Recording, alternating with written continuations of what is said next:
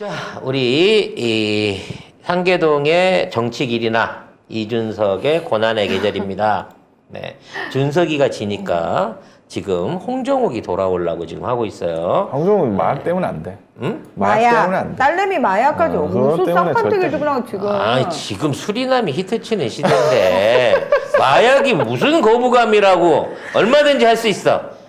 이준석의 빈자리를 홍정욱이 채워줄 걸로 믿으면서 지금 그래서 돈 스파이크가 나오나 자꾸? 홍정욱 못 나오게 하려고?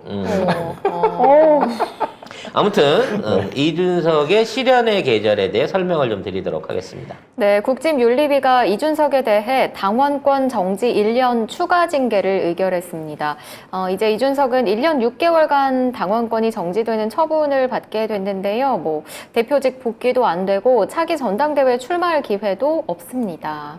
이제 당분간은 정치 못하죠. 국짐에서는 못하는 거지. 아니 근데 장외 정치 해야죠.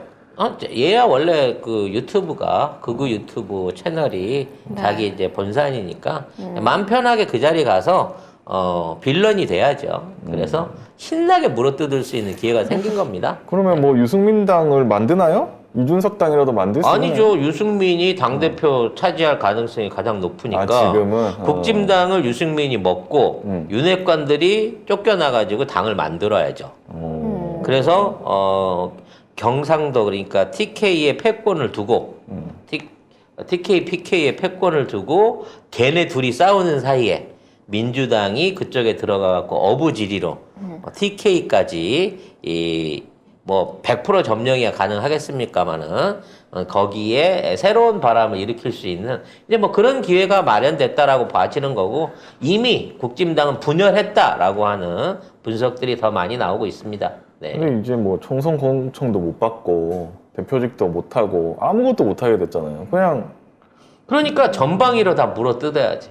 윤핵관과 SNS만 해야 돼요? 계속해서 SNS 하고 하고 하면서 그냥 되는 기사에만 대로 물어뜯고 아빠 친구 그게 삼촌 돕는 일에나 일로 매진했다가 그래서 이제 당원권 정지가 끝나고 난 다음에 다음 총선 끝나고 난 몇 석이나 건질지 모르지만 삼촌이 만들어주는 자리를 통해 갖고 차기 당권 내지는 대선 주자로 나가겠다라고 하는 큰 꿈을 꾸지 않을까 생각을 합니다. 원래 상계동 출신 정치인은 다 대선 주자 꿈꿔요. 안철수 지금 이 친구도 그렇고 홍정욱도 그렇고 우리의 권영진 시장도 상계동 출신으로서 차기 대권 주자 물망에 오르는 겁니다. 차기 여권 주자 4명이 부산도 아닌 네.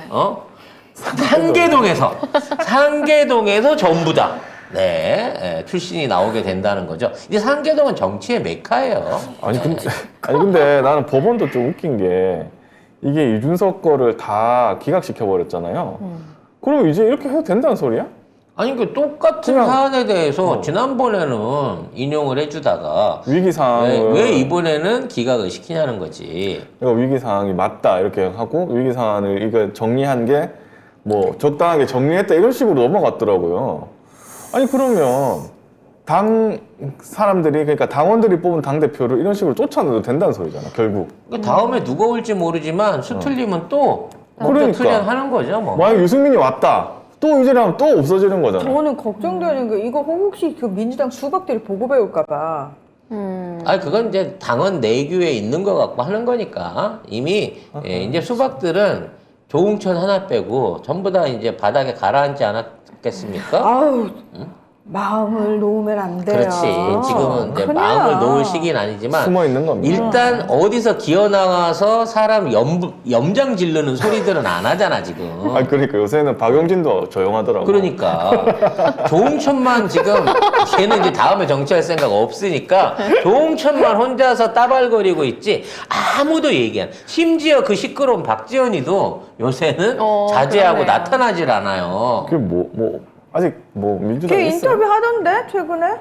최근 들어서 뭐 센 인터뷰를 하는 걸 본 적이 없고 인용해 주는 것도 못 봤어. 인터뷰하면서 이제 얘 슬슬 발동 걸고 있다고. 예전에는 박지원이 인터뷰하면 대서특필해서 언론들이 떠들었잖아요. 근데 요즘은 확실히 좀 가라앉긴 언론들도 했어요. 아는 거지. 이게 끝났다는 거, 약발 끝났다는 거 아는 거지. 뭐 이런 상황에서 그 박지원 국정원장이 복당하겠다고 지금 신청을 했다고 해요. 돌아오게 되면 뭐 민주당 입장에서 이제 본격적인 탄핵 준비, 탄핵 마일리지 현금화가 조만간 시작되지 않을까 싶네요. 박지원 전 국정원장은 안철수 신당에 참여한 걸 사과한다 이렇게 얘기합니다.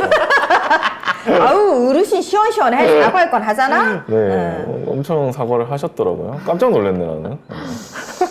그때 얼마나 지독하겠는데 진짜 문모닝 하면서 씨. 아무튼 이준석이 이제 더 이상 그 경찰 조사나 뭐 법적 처분에 관련된 거는 이제 신경 쓸 필요가 없어졌기 때문에 후련하게 빨리빨리 이 SNS에 나와가지고 윤석열 까주는 발언 해주시기 바라겠고요. 유승민 의원이 지금은 이제 당내 1위라고 하는데 이제는 이제 이준석에서 유승민으로 타깃이 옮겨갔거든요. 당권 장악을 위해서. 그렇겠죠. 왜냐면 그 대선 그거 보니까 여당에서는 유승민 1위고 한동훈이 2위더라고. 한동훈이 밀렸어 또. 그러니까 이제 가발을 바꾸고 한동훈 밀렸는데. 입장에서도 가발을 바꿔요. 바람머리 가발이 사람들한테 안 좋았어. 그러네요. 가발 다시 바꿔요. 건이가 머리 띄었다고 자기도 띄우면 될 줄 알고 후가시를 이빠이 넣는데 어머 전문 용어 나왔네.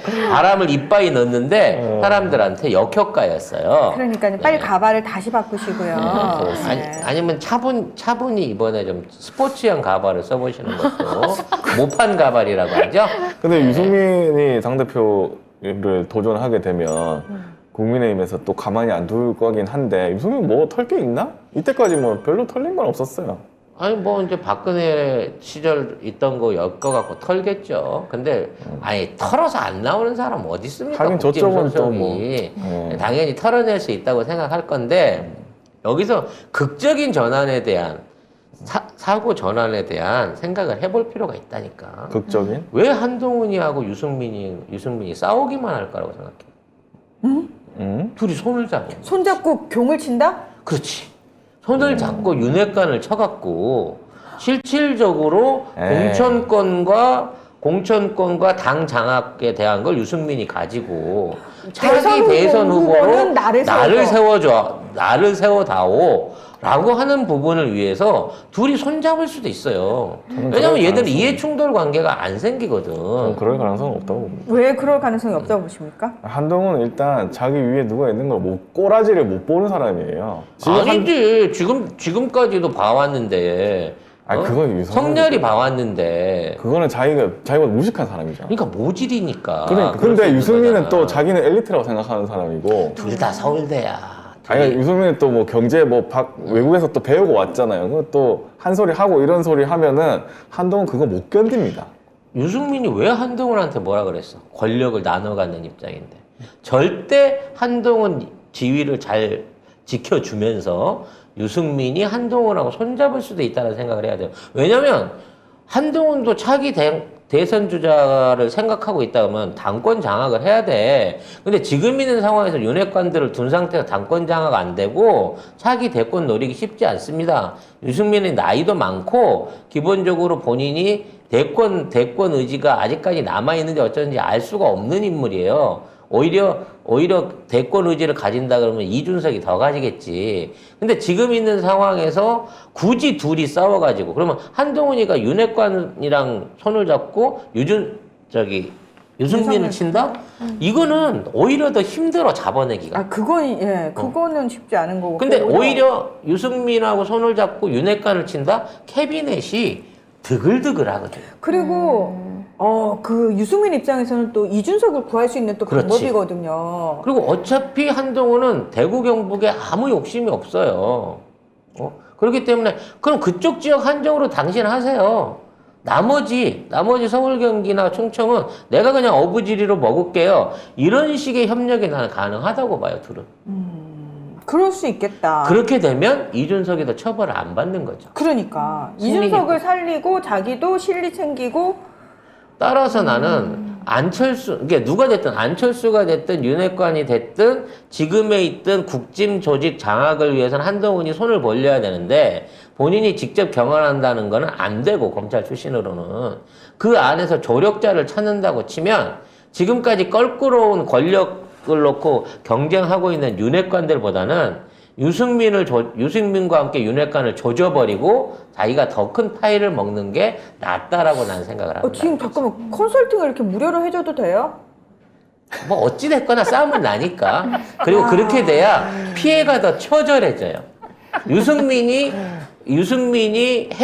해체를 당해가지고 사라지는 거는 사실은 우리 측 입장에서는 피해가 별로 없어. 근데 윤핵관이 한동훈한테 수술당한다고 치면 그건 이거는 좋지. 너무 우리한테는 도움이 되는 꽃놀이패거든. 그래서 오히려 저는 응원을 하려고 해요. 아 그래서 알려주시는 거예요? 둘이 손잡으면 무적이라고. 안철수 따위는 신경 쓸 필요가 없다고. 그러면 그 중간 역할을 누가 하겠습니까? 검찰을 자주 다녀봤고 안철수에 대한 원한이 깊고 윤핵관에 대한 원한이 깊은 이준석이요? 준석이가 장외에서 행동대장을 할 거라는 거죠. 자 이렇게 알려줬으니까 우리 거는 빼줘 검찰 캐비넷에 넣어주든지 아니면 불살라 버려줘. 우리 거는 있지도 않아. 우리 거 없어? 우리 하나 있어. 모욕죄. 아니 근데 그거 기소유예 한다고 하더니 검찰이 기소유예도 안 받아주나 봐. 끝까지 재판을 하려고 그러는지 아직도 소식이 없네. 네.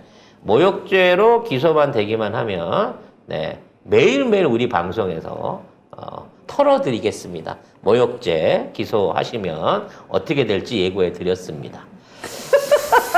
뭐 지금 협박하는 거야? 누구 아니 협박하는 그냥 거야? 계획을 말씀드린 거예요. 네.